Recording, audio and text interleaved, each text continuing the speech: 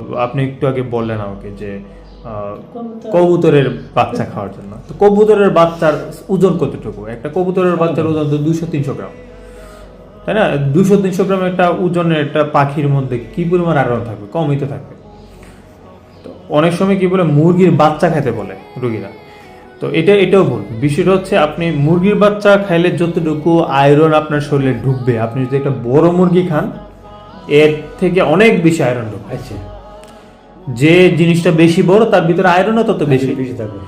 1 KG ওজনের একটা মুরগি যদি আপনি খান, তাহলে আপনার শরীরে যে পরিমাণ আয়রন ঢুকবে, আপনি যদি 2 কেজি ওজনের একটা মুরগি খান এত বেশি হবে। এর চেয়ে বেশি ঢুকবে। এটা তো সাধারণ সেন্স, কিন্তু তারপরেও আমাদের দেশে মানুষ কি করে, মুরগির বাচ্চা, কবুতরের বাচ্চা এগুলো চেষ্টা করে। কিন্তু না, এগুলো না। আপনি যদি কবুতর খাইতে ইচ্ছা করে, আপনি বড় কবুতর খাবেন। কবুতরের বাচ্চা থেকে বড় কবুতরের মধ্যে আয়রন বেশি থাকে। মুরগির বাচ্চা থেকে বড়, আর যদি আয়রন বাড়ানোর জন্য খেতে চান তাহলে আপনাকে বড় মুরগি খেতে হবে। বড় মুরগিতে আয়রন বেশি থাকে।